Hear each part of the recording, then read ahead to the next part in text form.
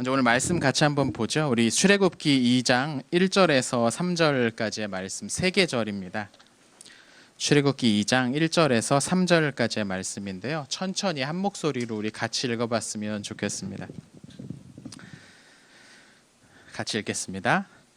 레위 가족 중 한 사람이 가서 레위 여자에게 장가들어 그 여자가 임신하여 아들을 낳으니 그가 잘생긴 것을 보고 3달 동안 그를 숨겼으나 더 숨길 수 없게 되매 그를 위하여 갈대 상자를 가져다가 역청과 나무 진을 칠하고 아기를 거기 담아 나일 강가 갈대 사이에 두고. 아멘.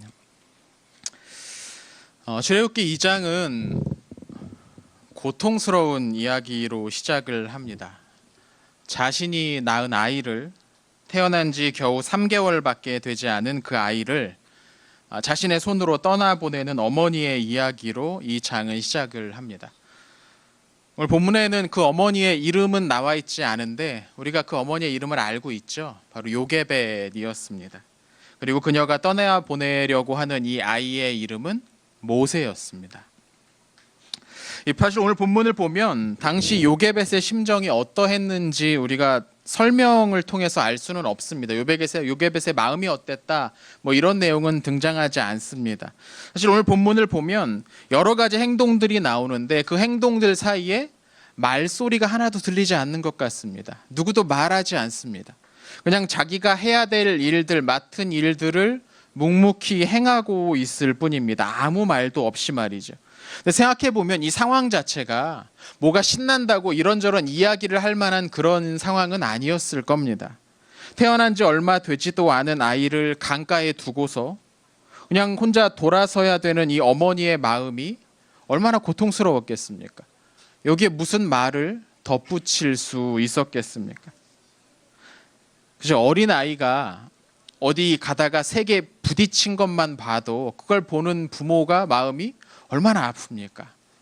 아유, 저렇게 된 것을 얼마나 아픕니까? 피가 나고 어디 상처 난 것도 아니고 그냥 가다가 혼자 푹 꼬꾸라져가지고 막 울기만 해도 그 마음이 찢어지는 게 어머니, 아버지의 마음 아니겠습니까?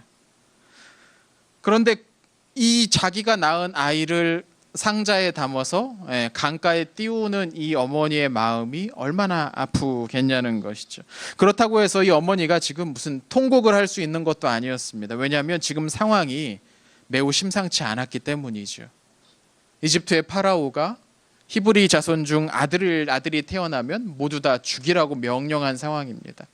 그것을 숨기고 그 명령을 어기고 몰래 키운 이 상황에서 이게 슬프다고 울었다가는 더 큰 일이 생길 줄도 모르죠.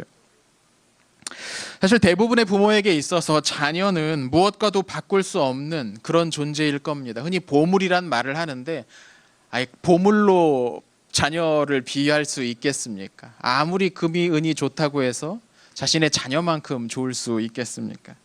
자녀가 아프면 부모도 아프고 자녀가 괴로우면 부모의 마음이 함께 괴로워지는 그것이 사람의 모습입니다.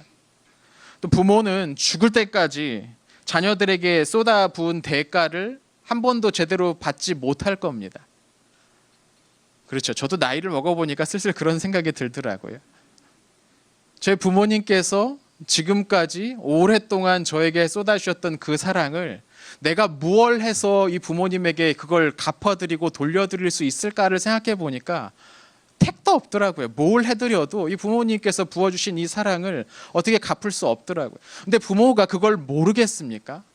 내가 이놈을 지금은 이렇게 떠들고 말도 안 듣고 산만해 보이는 이놈이지만 내가 이놈을 잘 키우면 나중에 내가 편안하게 살 수 있도록 나를 잘 봉양하겠지. 이 마음을 품고 자녀를 기르는 사람은 없을 겁니다.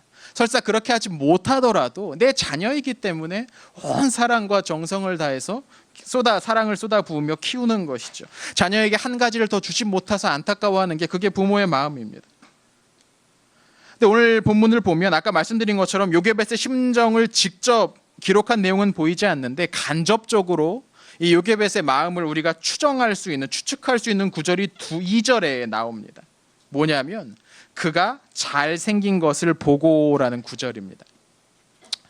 요게벳이 아들을 낳고 보니까 그 얼굴을 가만히 보고 있으니까 잘생겼다 싶었다는 겁니다. 이 중에 이제 많은 분들이 대부분 아이를 낳아 보셨을 텐데, 저도 이제 조카가 이제 둘이 생겼어요. 근데 여러분, 갓 태어난 아이를 보고 참 잘생겼다라는 생각이 드십니까? 예. 그 퉁퉁 불어가지고 엄마 뱃속에 퉁퉁 불어서 쪼글쪼글한데, 그걸 보고서 야, 참 잘생겼다, 눈도 못 뜨는 그 모습을 보면서 잘생겼다라는 마음이 드는 걸 보면, 이건 확실히 부모입니다. 확실히 어머니인 거죠. 너무 사랑스러워서 못 견뎠다라는 거죠. 그 3개월 키우는 동안 아마 그 마음이 얼마나 애틋했을지 모를 겁니다. 근데 또 하나, 여기에서 잘생겼음을 보고라고 번역된 히브리어가 토브라는 단어입니다. 좋다, 선하다라는 뜻이죠. 근데 이 토브라는 단어가 어디 사용된 단어냐면, 하나님께서 세상을 창조하시고 날마다 그 세상을 보시면서 하셨던 말씀이 보시기에 좋았더라. 이때 토브라는 단어가 사용이 됩니다. 그러니까 어떻게 생각하면, 지금 이 요게벳은 자신이 낳은 이 아이를 보면서 하나님께서 그 창조하신 그 세상을 보셨을 때 품으셨던 그 사랑으로 이 아이를 보고 있었다는 겁니다. 그 사랑이 얼마나 컸겠습니까? 사랑하는 자마다 하나님을 알게 된다라는 사도 요한의 말씀은 정말 진리인 것 같습니다. 정말로 그가 사랑하는 그 아이를 보면서 요게벳은 아마도 하나님의 마음을 품게 되었을 겁니다. 그런 아들을 지금 강물에 띄워야 되는 상황인 겁니다. 이거 정말 말이 안 되는 상황이죠. 요게벳은 대단히 고통스러웠고 이 상황을 이해할 수 없었을 겁니다. 왜 내가 낳은 이 사랑스러운 아이를 강물에 띄워 보내야 되는가? 그런데 요게벳 자신은 몰랐을지도 모르겠습니다만, 이 이해되지 않는 상황이 하나님의 뜻이었다는 겁니다. 도무지 이해가 되지 않는 이 상황, 자신이 낳은 아이를 상자에 담아서 강물에 띄워 보내야 되는 이 상황이 하나님의 뜻이었다는 겁니다. 요게벳은 그렇게 생각했겠죠. 내가 낳은 이 아이, 내가 잘 기르고 내 품에 잘 안고 애지중지 잘 상처받지 않게 키우는 것이, 그것이 나에게 좋은 것이다, 이 아이에게도 좋은 것이다 라고 생각했을지 모릅니다. 그런데 하나님의 뜻은 그게 아니었다는 겁니다. 하나님의 뜻은 이해되지는 않지만 이 요게벳을 강물에 띄워 보내는 것이 그분의 뜻이었다는 거죠. 하나님께서는 요게벳에게 그 아이를 내 품에 품지 말고 나에게 달라고 말씀하시는 겁니다. 그 상황을 통해서요. 오래전 아브라함이 모리아 산에서 경험했던 그 일을 지금 요게벳은 나일 강가에서 다시 한번 경험하고 있는 겁니다. 그 아이를 나에게 주어라, 나에게 달라. 요게벳은 이 자신의 자녀를 하나님께 드릴 때에 비로소 하나님께서 그 아이를 살리신다라는 이 진리를 깨달아야만 했습니다. 그렇지 않으면 자연적인 모성애, 어머니의 사랑으로는 도저히 용납될 수 없는 이 일을 할 수가 없는 것이죠. 하나님께 그 아이를 드리지 않으면 안 된다는 겁니다. 왜냐하면 그 아이 인생의 참 주인, 참 부모는 하나님이기 때문입니다. 그의 어머니 요게벳이 아니라 하나님이라는 겁니다. 오늘날에도 많은 부모님들이 자녀를 통해서, 자녀를 위해서 가장 좋은 것을 준비하고 계획하고 지원하려고 합니다. 요즘엔 더한 것 같습니다. 내 자녀가 다른 아이에 비해서 뭔가 부족함을 느끼지 않도록 경쟁적으로 꾸미고 훈련시키려고 합니다. 그러나 여러분, 사탄은 좋은 것을 비틀어서 악한 결과를 만들어내는데 일가견이 있습니다. 사탄은 스스로 뭔가를 만들어낼 능력이 없기 때문에 하나님께서 만들어 놓으신 좋은 것들을 비틀고 구부리고 삐뚤게 만들려는 거죠. 사람들의 마음을 휘저어서 하나님이 만드신 선한 것을 파괴하는 무기로 만들어 버리기도 합니다. 자녀를 위해서 뭔가 해주고 싶은 이 마음은 하나님께서 주신 마음일 겁니다. 하나님께서 그의 부모들에게 주신 그 마음입니다. 자녀를 위해서 좋은 것을 해줘야지. 모든 사랑은 하나님의 사랑을 닮아 있기 때문입니다. 그런데 우리가 우리 아이들에게 하나님처럼 되려고 해서는 안 되는 겁니다.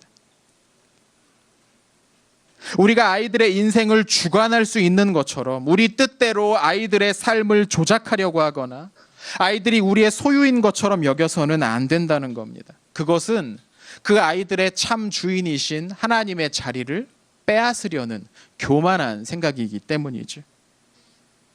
우리가 자녀들을 하나님의 손에 맡기지 않으면 우리 자녀들을 위해 가장 좋은 것을 아직 하지 않은 겁니다.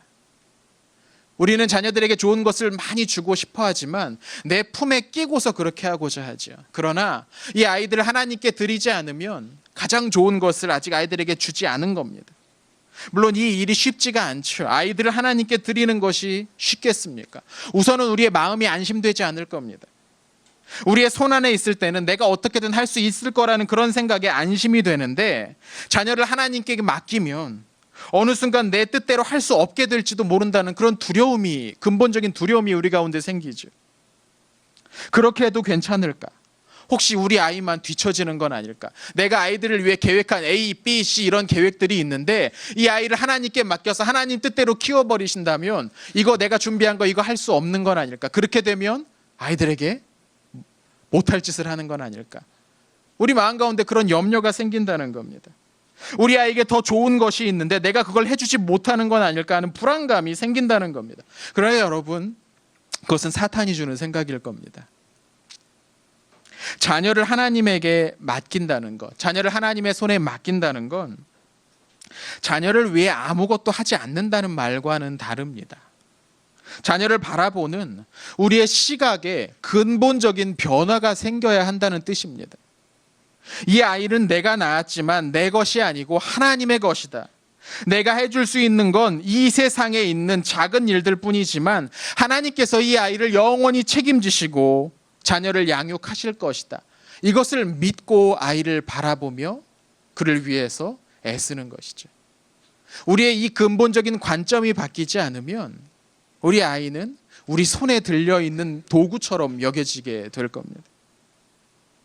그리고 우리가 이런 마음을 품게 될 때 이 아이의 주인이 내가 아니고 우리 하나님이시라는 것, 이 아이에게 가장 좋은 것은 하나님을 만나는 것이라는 이런 마음이 우리에게 들 때 자연스럽게 우리는 아이들을 위해서 기도하게 되는 거죠. 좋은 학군 정보 찾아다니는 것이 아니고, 좋은 학원 정보를 찾아내는 것이 아니고 기도하게 될 거라는 겁니다. 이 아이의 참 주인이 하나님이시고 하나님께서 이 아이들을 위해 가장 좋은 것을 주실 것이라는 걸 믿으면 자연스럽게 기도하게 되는 겁니다. 자녀에 대한 내 뜻을 관철시키기 위한 기도가 아니라 자녀를 하나님의 뜻에 맡기는 기도를 하게 되는 겁니다. 비록 당장에 그것이 내 마음을 만족시키지 못할지라도 그것이 가장 좋은 길이기 때문에 우리는 그렇게 기도해야만 하는 것이죠. 우리가 할 수 없는 일을 하나님께 맡기는 것, 그걸 두려워하지 마십시오. 우리가 우리의 자녀들의 삶을 가장 기쁘게 할 수 있는 것은 그 아이들이 하나님을 만나게 하는 겁니다. 그 아이들이 하나님을 만날 때에 진정으로 삶의 기쁨을 찾게 될 것입니다. 오늘 우리가 아까 말씀드린 것처럼 유소년부 여름 수련회를 두고서 우리 아이들을 위해서 함께 기도하려고 합니다. 저는 이 시간이 참 의미가 있다고 생각합니다. 우리가 이전에는 수련회 끝나면 이런저런 마치 뭔가를 보여주듯이 그런 것들을 준비했습니다. 우리 이런 거 했습니다 라고 보여줬습니다. 전 그것도 의미가 있다고 생각합니다. 우리가 무엇을 했습니다, 우리가 이런 걸 배웠습니다 하고서 온 성도들과 함께 나누는 것도 의미가 있다고 생각합니다. 그런데 더 중요한 건 이 아이들이 거기서 은혜 받아야 되는 것 아니겠습니까? 이것을 위해서 기도하는 시간을 갖는 것, 이건 참 좋은 시간 같습니다. 우리 이 시간에 간절히 우리 자녀들을 위해 기도했으면 좋겠습니다. 우리가 그렇게 기도할 때에 이번 여름 수련회 가운데 하나님의 은혜가 임하게 될 것입니다. 뿐만 아니라 우리의 이 아이들이 옆에 서 있는, 앉아 있는, 이거 이제 좀 이따 나와서 함께 기도를 받을 이 아이들이 단지 누구누구의 아들, 누구누구의 딸일 뿐만 아니라 우리 교회의 아들, 우리 교회의 딸로 우리 마음 가운데 그렇게 우리가 이들을 위해 간절히 기도할 때 그렇게 우리 마음 가운데 새겨지게 될 것입니다. 하나님께서 오늘까지 우리를 인도하셨듯이 우리의 자녀들 또한 그렇게 인도하실 것입니다. 함께 기도하겠습니다.